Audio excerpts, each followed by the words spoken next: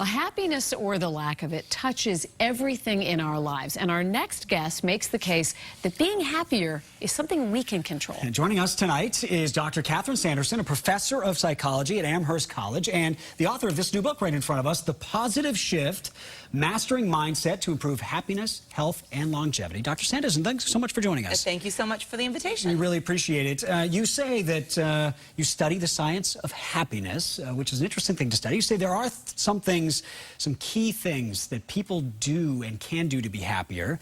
And you say start with practicing gratitude. Yes, so much of life is focused on what's bad. What are things that are going poorly in our lives? Many people go to sleep at night thinking about their to-do lists and the problems they're facing. And one of the simplest things we can do is to stop and instead focus on what we're grateful for in our lives right now. So not what I'll be grateful for once I buy a house, retire, win the lottery, but right now. And it could be a beautiful sunset. And that's something you should do kind of nightly or daily? Absolutely. Every night before you go to bed, 3 things. Okay, so write them down. Let's say, all right, I'm listening to this at home and I'm like, I'm going to start keeping a gratitude journal. But what are other ways in my daily life that I can seek happiness or that I can put myself in a position to experience it? So there are lots of things, and that's the good news. One of those is volunteering, doing things for somebody else. And that could be through an official, organization. It could be a random act of kindness. We've all heard about the car, paying for the car, and so on. That's something that brings everybody more feelings of happiness. Spending time in nature. Lots of research suggests going for a walk outside, even when it's cold, going for a walk outside, seeing nature, looking at nature through a window, all of those things increase our feelings of happiness. We just got through Valentine's Day. A lot of people are sad or lonely on Valentine's Day. You say part of making this positive shift, especially around the holidays, stay off social media. You think social media is really bad for us? I think for many people, social media is bad because the challenge with social media is you go on and everybody else seems to be having these perfect lives. They curate their lives. Absolutely. Oh, here are these Valentine's Day roses. Here's this fabulous trip. Here's Kenny G. Right. That was slightly creepy. Yes. But, but overwhelmingly, those are displays of massive wealth and romance, etc. And so people then compare and say, my own life, it just isn't so good. Yeah. I'm curious, too, how much of this, once you commit to living a happier life, like nobody wants to be chronically unhappy, but how much happier can you be?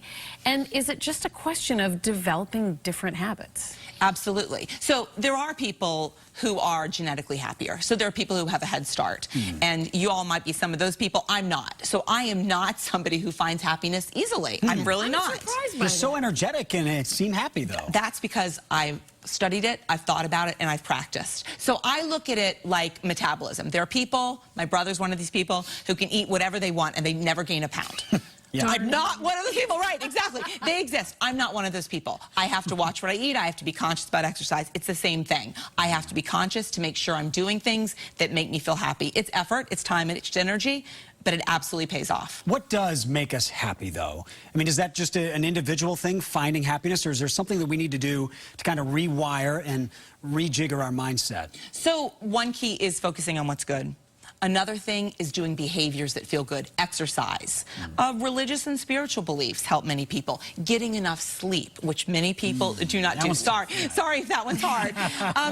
But the number one thing, build good relationships. And that could be romantic relationships, friendships, family relationships. It's the number one best predictor of our happiness. Not how many, but having high quality over quantity. How important is it to sort of bring other people with you on this journey? In other words, if I'm listening to this right now, I may feel isolated. So what's really hard for me is to reach out to somebody and say, listen, I'm going to try to change some of the things that are bringing me down and keeping me there. I need your help. Is that a thing people do? It is absolutely a thing people do. And one of the best things is that happiness is contagious. So spending time with people who are happy actually brings us up. And so finding people in your life who I feel good after having coffee with that friend or after spending time with this, relative, spouse, child, whoever, somebody in your life, finding those people, spending time with them, it's good for you both. And you say set realistic expectations. I think so many times, like I tell my wife, don't expect much out of me. I say, you know, lower the expectations. Low bar. Yeah, I'm sorry. Lower the expectations, and then she's pleasantly surprised. Is that true for? I'm kidding, kind of. Is that true for our personal lives as well? That we set realistic expectations, because otherwise we could end up disappointed. Absolutely, and I think so many people put on these expectations, things like Valentine's Day, things like Christmas. You know, it has to be perfect or else it's all rotten. And instead, focusing more realistically on even the small moments that can really make us happy.